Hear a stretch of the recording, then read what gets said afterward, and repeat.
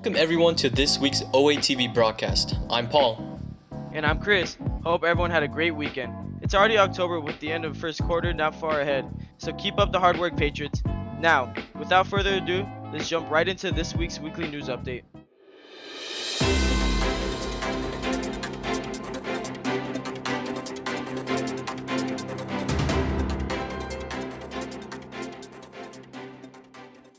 Welcome to OATV News, where you'll always get the best news. In recent news, the presidential debate happened last Tuesday and made headlines as a hot mess inside a dumpster fire inside a train wreck. The debate was between President Donald Trump and former Vice President Joe Biden, moderated by Chris Wallace of Fox News.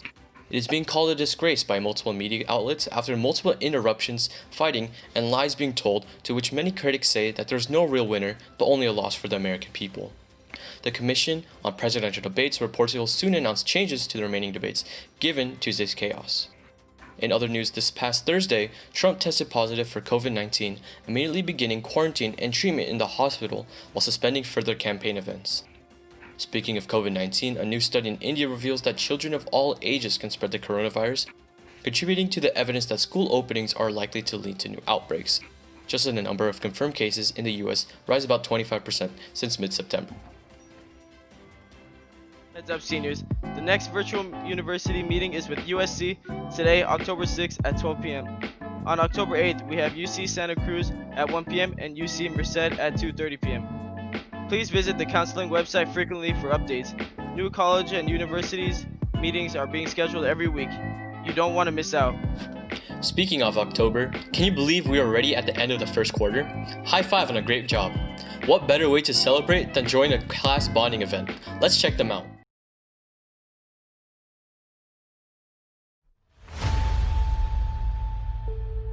Hey Adeline, where are you going? The first bus leaves in 5 minutes.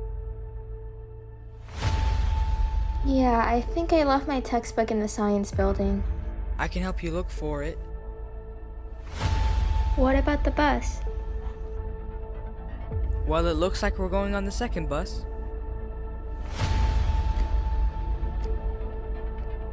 Would you look at that? Guess we can leave now. Is that supposed to happen? Coming virtually near you. On October 9th at 3 p.m. No purchases necessary. The FCC presents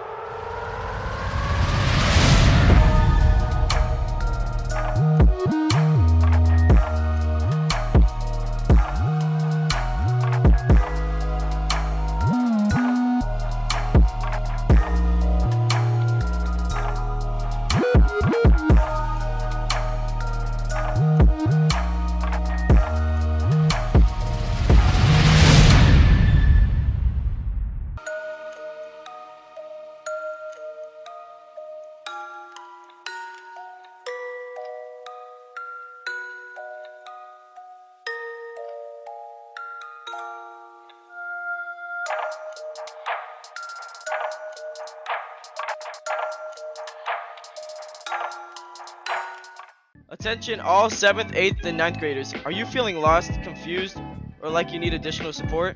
We have a group of outstanding OA Patriots ready to support you in academics, technology, needs, stress management, and more.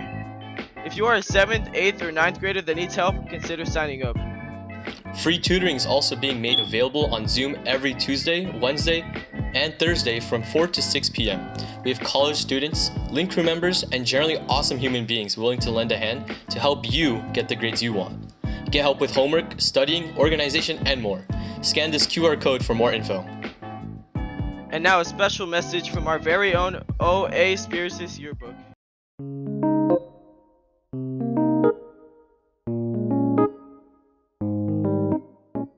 Hi Hi everyone, it's your yearbook staff, OA Spiritus, and we're here to deliver a message to you about this year's yearbook, which is still happening.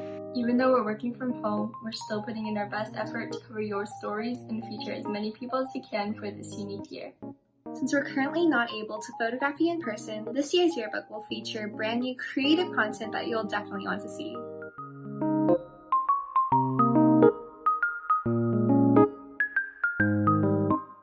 We would love for you to fill out this quick form at tinyurl.com/yearbookacd in order to make sure that everyone gets the opportunity to be featured. This is the one and only form we request that everyone fills out. We will also be using our Linktree at linktree/OASpiritus all year to share yearbook surveys with you. So make sure you check it every so often and fill them out. We want to give you the best yearbook possible, but we can't do it without your help. Be sure to follow us on Instagram at OASpiritus for any updates about the yearbook. And if you have any questions, DM us on Instagram or email us at oxfordyearbook@gmail.com. Thank you all for watching and helping us make a great yearbook while we stay safe. And for our math fans out there, AMC 8 signups are out now. The AMC 8 is an international middle school mathematics competition where students can practice and solve problems utilizing their problem solving and analytical skills. This year, the competition will be held on a virtual platform. To sign up, Oxford contestants will have to fill out a sign-up form and pay $10 through OA ASB web store by October 15th to ensure a spot. Please contact STEM Math Club or Hannah Jing at 103-5949 at student.auhsd.us for any questions. And now, calling all 8th graders, Junior High ASB is hosting a virtual game night this Friday, October 9th from 3 to 4 p.m. And for our 7th graders, 7th grade game night is being held Friday, October 16th at 3 p.m. You can choose from your favorite games including Scribble.io, Trivia, and Code Words. Let's check out this video for more details. I need a break. Psst. Hey you. What? Wait, who's there? Are you tired and in need of a break? Yeah. Wait, how do you know Are you sitting on a black chair with a white fan under your desk doing your homework? Wait, how did you know? What the? Dramatic entrance and hello there. Wait, how long have you been there? And how'd you get here? Oh, nothing to be concerned about, for we have more pressing matters to attend to. Oxford Junior High ASB is proud to announce that we are having 2 game nights. The first one is the 8th grade one, which will be held on October 9th from 3 to 4 p.m. And the second one will be for 7th graders, which will be held on October 16th from 3 to 4 p.m. as well. The sign-up form will be right here, but be wary because the sign-up form deadline will be 3 days before the occurrence of the actual event. Okay, thanks for the information. Oh, no worries, but sadly, I must go. I must continue my training at Hogwarts. I'll see you later.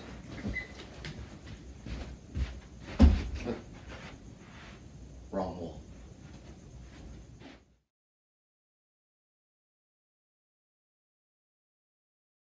Wow, that looks like fun. Make sure you guys sign up using the Google form. And now for ASB's Club of the Month. The Club of this month is KCA. Also, the advisor of this month is Miss Hansen. Thanks for being such great role models. Congratulations, guys. Next up, we know who you have all been waiting for. It's your favorite talk of the week. Thanks, OATV. Hello, Oxford Academy, and welcome back to another episode of Talk Time with Tyler Mitchell. I'm Tyler Mitchell, and it's time to talk. First on the agenda, birthdays. So join me in wishing Mr. Pham and Miss Melendez a happy, happy birthday. All right. 1, 2, 3, 4, go! Happy birthday to you. Happy birthday to you. Happy birthday, dear Mr. Pham on the 10th and Miss Melendez on the 12th. Happy birthday to you. Woo! So, if you see these patriots in the hallways, the virtual hallways that is, why not wish them a happy birthday? And now, it's time for a challenge of the week. So, last week I asked everybody to submit a picture of the coolest plate that they have in an attempt to dethrone this one. And this plate lost, by the way. I'm just going to say that flat out. I saw a lot of cool plates, like this one, and this one, and this one. But in the end, there can only be one first place. Or so we thought. I actually couldn't pick first place, so I'm depending on you to do it again, just like last week. Oh, side note, last week's winner was, drumroll please, the tortilla blanket. I know! The tortilla blanket had the majority of the votes on Instagram, so congratulations to Christian Young. Clap it up, round of applause. Okay, so this week, I want you guys to pick the winning plate. Okay, so the options are between both 8th graders, by the way. I just want to put that in before I continue any further. That was incredible. I don't know what they put in the water, but 8th grade is dominating right now. High school, what happened? 7th grade, where are you? 8th graders, good job. Good job. So, it's between 8th grader Olivia Kang with this awesome Hermes plate and 8th grader Samuel Burhe with this awesome 24 karat gold plated rim plate. Very incredible. The poll is up on my Instagram story, Tyler Dylan Mitchell. So make sure to go ahead and vote on that one. But now, it's time for this week's challenge. So, I think we all need a little bit of affirmation in our life, you know, and it's always good to have somebody in our corner, you know, kind of like a biggest fan. So this week, I'm going to ask you to send in a picture of the biggest fan that you know of. This is the picture of the biggest fan that I know of. Got you. Yeah, so this is my biggest fan. It's about the length of my torso, which is pretty crazy. It's very big fan. I know. No pun intended. So, you have until this Thursday to do it. You know, submission routes are all the same. Tyler Dylan Mitchell on Instagram, tylerdyllanmitchell@gmail.com, 1037855 at student.auhsd.us. You have until this Thursday. So, good luck. I cannot wait to see all the biggest fans. And I just want to say, this one probably isn't going to be like a competition. I just kind of want to see like big fans in your house. So, I'll probably make like a photo compilation of them or something. I just really want to see big fans. Well, that's all for today, Patriots. Signing off, I'm Tyler Mitchell, and I'll catch you on the flip side. And now, here's an interview with Oxford's very own Mr. Douthit. My last name is Douthit. Douthit, like it sounds like mouth or south at the beginning, but the kids would call me. I'd introduce myself to the kindergarten or first grade, and I'd say, "Good morning, my name is Mr. Douthit," and they'd look at me and they go, "Mr. Dolphin?" And I'd say, no, listen carefully, it's Mr. Douthit. And they'd look at me and they go, "Mr. Dolphin?" And I'm like, finally one day I just went, "Yeah, Mr. Dolphin." And they're like, "Oh, this is the greatest day ever. Our teacher's name is Mr. Dolphin." And they're all excited. And it's like, oh, I kind of like that. So that's where it came from. So they couldn't pronounce my name. The closest thing that they knew was Mr. Dolphin. So that's what they went with.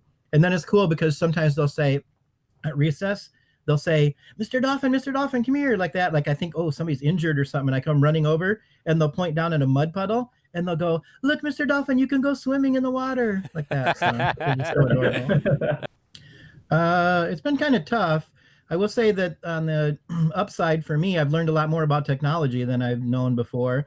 And I'm actually going to use that in the classroom. There's a lot of advantages that I can see of even when we're back in the classroom, that I can use the technology that I've learned in this way. But the big downside is, you know, just there, you don't have the interaction with the students. And because you can tell as you look around the room how engaged they are, and if they're really getting it, if they're enthused about it, or if they're kind of, you know, zoned out a little bit, just at a glance around the classroom. Whereas, you know, in a distance learning situation, you know, if you have cameras, they're like the size of a postage stamp, you know, you can't hardly see them. And so you really can't get that same effect that you would in a classroom setting. I love any kind of puzzles or games. I've always loved really, you know, any kind of puzzles or games. My favorite game is probably backgammon. I love backgammon. Used to play all the time. Every Wednesday night they would have a thing where you'd go in and play in this backgammon tournament when I lived in Costa Mesa, and I would go there every Wednesday religiously. So it was so much fun. And it's just fun to see your name in a bracket move forward to the next bracket and stuff like that in just like a regular tournament. And so anything game related is fun for me. And but not, I mean, I do like video games and stuff like that, but it's more like I've always loved board games and card games. I love, there's a game called Euchre that Miss Ellen Paro knows too, because she's also from Michigan. I'm originally from Michigan, and so is she. So that's a really popular game in Michigan, and we actually played.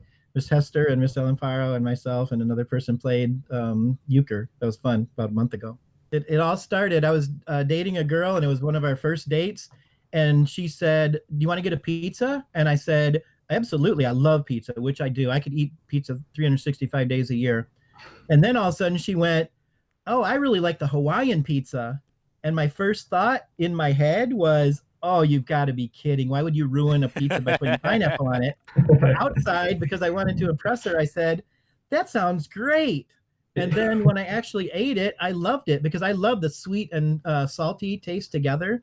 That's why I always like chocolate sundaes with salty peanuts on it. And that's what it is. It's that sweet and salty taste from the Hawaiian pizza. So I actually love it. That's my favorite pizza now. And it all happened because of Mary that I was dating at the time. Heads up, Patriots. Friday, October 9th is a minimum day. Make sure you don't forget. And now, a message from the Congressional App Challenge. Calling all junior high and high school students. If you have an innovative mobile app idea and are looking to share it with the nation, we have the program for you.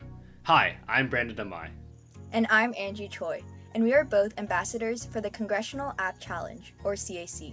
Hey Brandon, what is CAC? That's a great question, Angie. CAC is an initiative by the U.S. Congress recognizing the need for STEM skills in American economic growth and innovation. It's the nation's biggest science fair and gives students exposure to the ever-growing STEM field. That's right. In 2019, Brandon and I won with our group's app, Edunation, and would have had an opportunity to present it to the House of Representatives in Washington, D.C. if it weren't for COVID. But this year, that could be you. What a great experience. How can I submit an app I might have, Angie? Any app coded after November 1st, 2019 is eligible for submission in this year's contest. Apps can be coded on any coding platform in any language by teams of up to 4, and they are judged by your congressional district's representative. Teams must submit a 3-minute video demonstrating your app and explaining its function, as well as additional supplemental questions. For the full list of rules and eligibility, please see the rulebook in the description below. Submissions are due by October 19th, so act quick. Because the deadline is approaching fast, we highly recommend groups with pre-existing applications coded after November 1st, 2019 to participate. You never know what can happen, right, Brandon? That's right. If you have something, go for it. If you have any questions, please feel free to contact either of us in the description below. Additionally, you can check out the CAC website, which has coding resources as well as our winning project from 2019 for an example of a submission video. If you decide to submit, we would appreciate it if you listed our emails in the referral section of the submission. We hope to see some of your projects in this year's competition. Happy coding and good luck!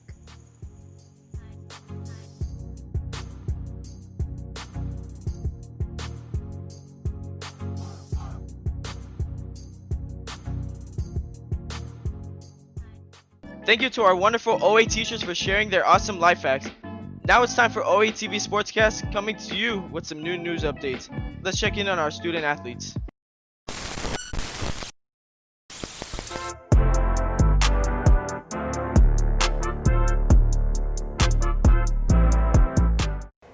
What's up guys, it's your boy Chung Nguyen with another episode of OA Sportscast. Remember, with all the segments, digitals, and videos that are showed on OATV, they will also be posted on our Instagram at OA_athletics. So remember to follow that to keep updated on anything athletics related. Now this week we have another segment of The Breakdown, this week featuring Jace Hottenroth on the cross country and track team. So without further ado, let's get right into it. What's up, y'all? It's Jason, in case you don't know me. And in today's OA Athletics Breakdown type of deal, we're going to be talking about one of my track and field races from last season, which unfortunately got canceled due to Corona. But without further ado, let's just get right into it.